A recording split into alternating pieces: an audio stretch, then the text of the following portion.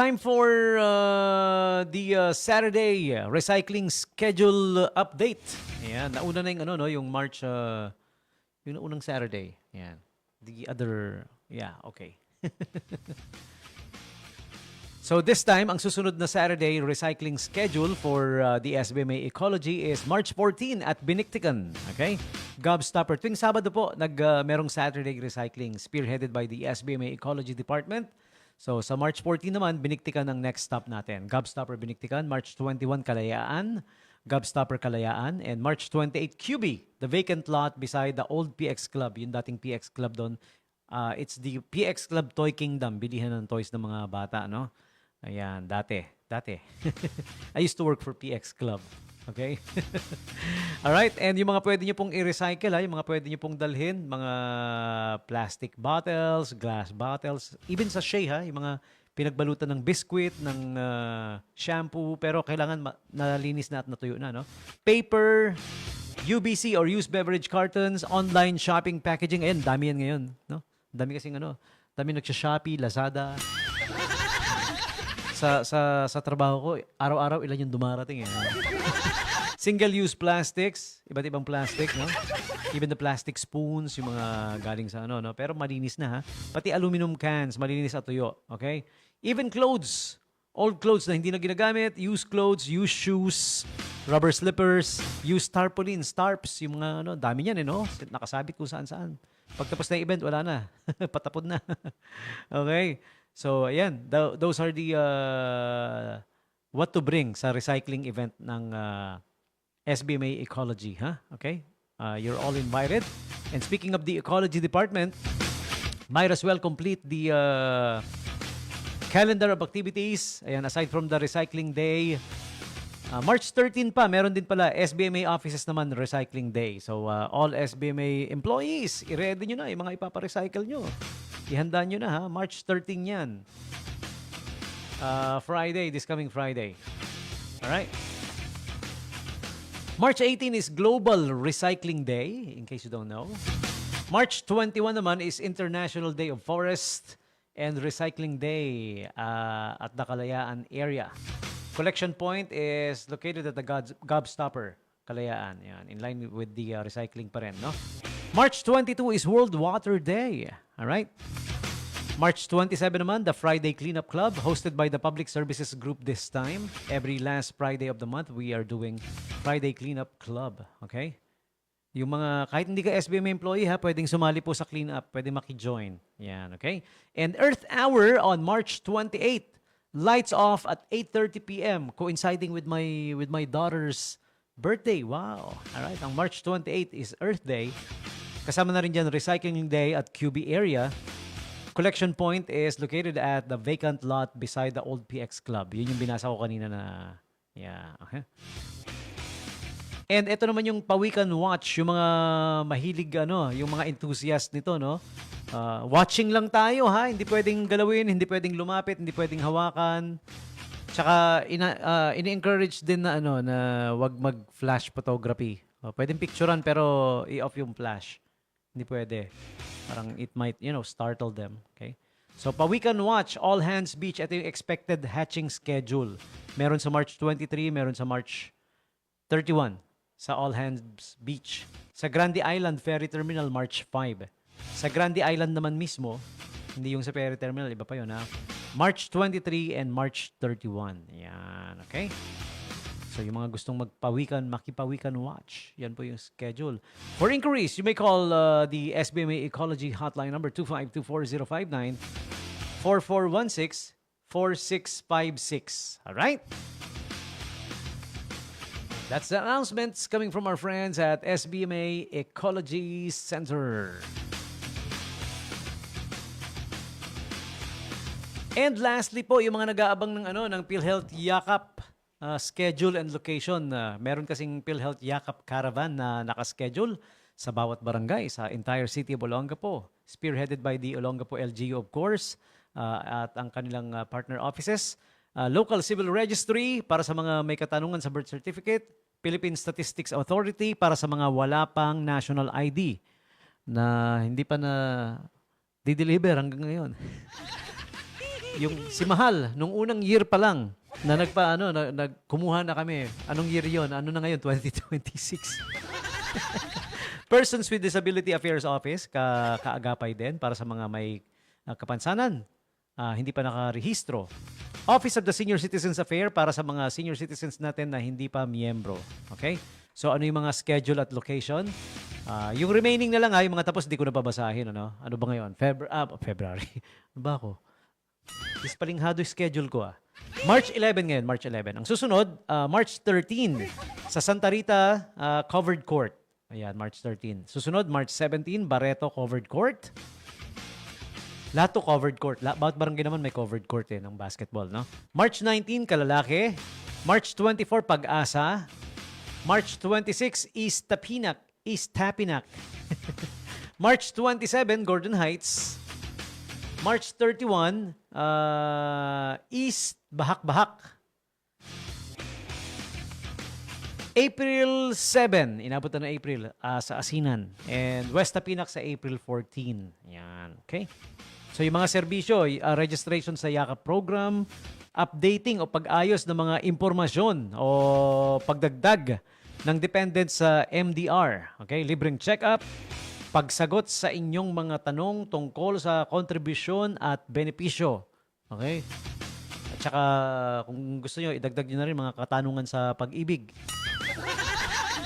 Bakit ako iniwan? Siguro sama ako dito, no? Para ako sasagot sa mga ganong tanong, no? DJ, kasi sanay tayo mag-program ng ganyan, nakakapag-advise naman tayo. Dear DJ, bakit kaya niya ako iniwan?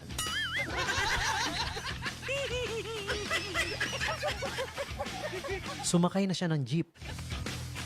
Hindi ako naisama. Baka naman, akala niya nakasakay ka na rin kasi. Kaya iniwan kayo, mga ganun ba? You guys can take my advice because I don't need them.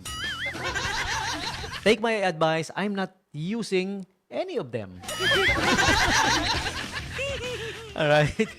Lastly, in closing, I wanna add si Camille Bert Adlawan. Tulungan natin, anuhan natin, suportahan natin si Camille Bert Adlawan ng Aksyon Bandera. Dito lang sa Radyo Bandera 107. Napakasipag na mama na to. Yung mga ginagawa niya, mga worthy cause hindi lang to konsihal ng Barangay West Bahak-Bahak.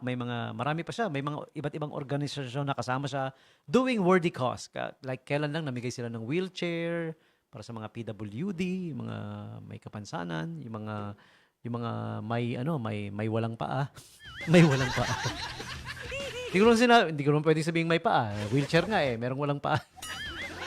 Diba? Yung mga ganung worthy cause ba? Yun. Kaya suportahan natin. Kaya ako I support fully Ito, yung next na project niya. Wala pang final date pero mayroong meeting schedule. Ang meeting schedule April 18. Ang project na to ay tatawaging Ride Against Crime and Corruption para sa mga motorcycle riders yan. So, panawagan sa all motorcycle club officers from Bataan, Olongapo, and Zambales. Yan yung mapwedeng sumali. Kasi maraming riding club nowadays. Diba? May isa, dalawa, tatlo na nagkaroon ng motor, riding club na sila. yung may dalawang kolektor ng kanin baboy, dalawa silang may motor. Riding club na to. The Kanin Baboy Riding Club. Hindi, joke lang yon, joke lang. Maraming totoo, marami kasing riding club. So you're all invited for the meeting na gaganapin. Tatawagin din itong project. Ang team nito is Project Ride for a Cause in partnership with Aksyon Bandera. Dito lang sa Radyo Bandera 107.1. Aksyon Bandera radio program ang pinaka-spearhead nito, pinaka-main sponsor na kung saan ang anchor ay si Action Man Milbert Tiniente Adlawan. Okay. Gaganapin po yung meeting sa April 18, 2026, 10 a.m. I hope sana marami sa atin ang maging available at makapunta sa meeting na yan, lalo na kung sasali tayo. Ang April 18 ay Saturday naman Yan, 10 a.m. Okay? May venue na. Dati wala pang venue To be announced. Ito na, meron na 5th floor of Subic Bay Colleges Inc. Sa mga hindi nakakaalam sa Subic Bay Colleges, numbers 2 and 3. Yan, 18th Street, West Bahak-Bahak, Olongapo City. Yan. dulo ng ano ng Blue Jeepney Terminal. Segue ko na rin. Hindi lang 'yan school for vocational tech, for high school, senior high school, elementary, college, techbook courses. Meron pang driving school 'yan. Alam nyo na, kinumpleto ko na ha. So, kung may mga anak kayong nag-aaral, mag-aaral pa lang or anything in between, anywhere dun sa sinabi ko, elementary, high school, senior school, senior high school, college, vocational courses, at kung anik-anik pa, pati driving school. 'Di ba? Gusto matuto mag-drive ng kotse, ng motorcycle, meron din. Helicopter meron ba? Yun ang next project. Aviation school na yun. No? Helicopter, Cessna planes. So, yun. Kasi, nabanggit ko lang. Doon po gaganapin kasi ang Subic Bay, ang ating, ano ba sinasabi ko? Tingin ko nagugutom na ako eh. Fifth floor, Subic Bay Colleges, ang meeting na gaganapin ng Ride Against Crime and Corruption. Yan. Sana, Milbert, samahan mo na rin ng konting talk about, alam mo yun, how to prevent being a kamote rider. Nowadays kasi ang dami eh. No? Madalas akong buti na lang, medyo natuto na ako eh. No? Hinabaan ko na yung pasensya ko. Dati lagi ako napapaaway, pero ngayon medyo natuto na ako eh. Naiksihan ko na yung PC ko eh. Like, nung isang gabi lang, muntik na naman ako eh. Kagabi. Oh. Kalain mo, binabaybay ko yung kahabaan ng Rizal Avenue. Main road yan ha, mind you ha. Anybody na papasok galing sa gilid, galing sa kanan, galing sa kaliwa, anybody na papasok sa Rizal Avenue, main road yan, abay maghintay ka bago ka pumasok. May isang motor na, ayan na ako, malapit na, biglang pumasok at sumabay pa sa akin side to side. Muntik pa kaming magkadikitan. Ako na yung nagkusang lumayo, nakakaya sa kanya eh. Diba? Nakakaya sa kanya eh. Kasi isa siyang kamote na may ulalo. Kung sino ka man, hindi ko nakuha yung plate number eh. Pero naka-t-shirt pa siya ng B-Max eh. B-Max kasi yung motorsiklo niya siguro. Kalahin mo nang galing sa kaliwa, binabaybay ko yung Rizal Avenue, biglang pumasok, tapos tinabihan ako ng tabing-tabi. Parang close na kami eh. Muntik na akong ma-inlove eh. Sino ka man na naka-B-Max kagabi na dumikit sa akin malapit sa Rizal Avenue yun, malapit sa Angel's Pizza. Papunta na akong Angel's Pizza nun eh, no? Malapit na doon. I love you, hayop ka.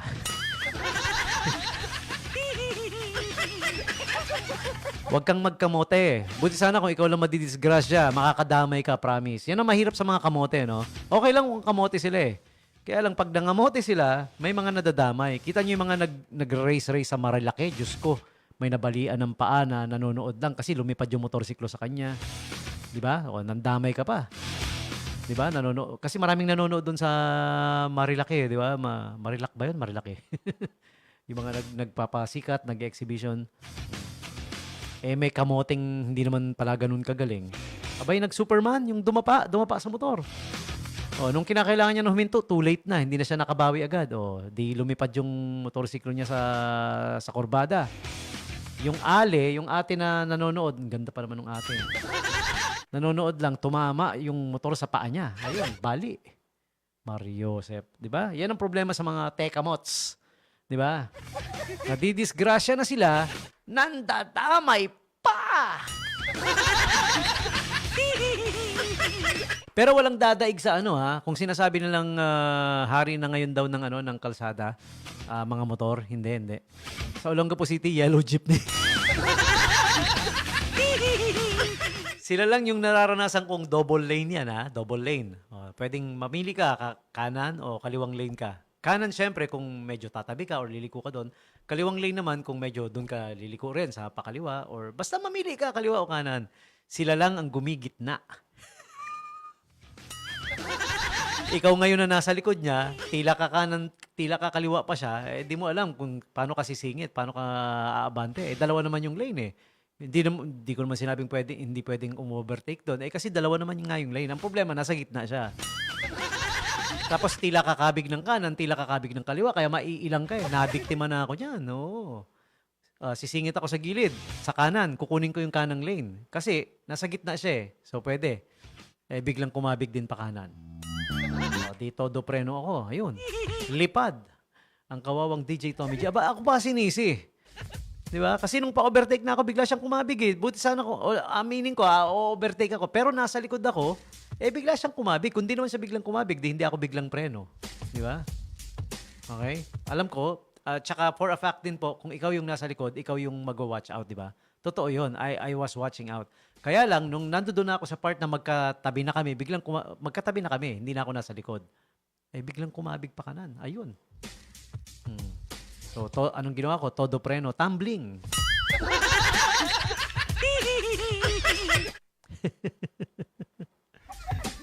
Kaya sa City of Olongapo, hindi motor ang hari, yellow jeepney.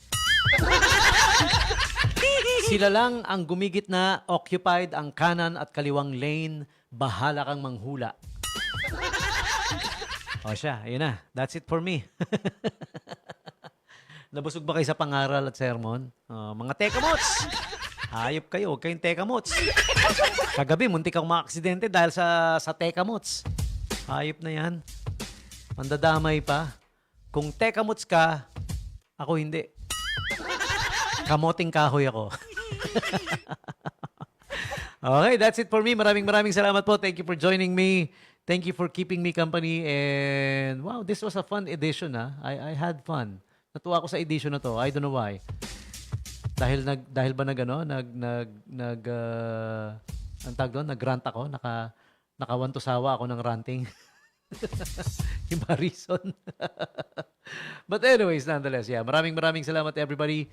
Thank you for keeping me company and have a pleasant Wednesday evening. Maraming salamat po. Here's my final song for you guys. Music coming from the Bee Gees. This one's called How Deep Is Your Love. With this song for now, Tommy G saying peace. I'm out of here. Catch me again tomorrow. Bye-bye. Good evening.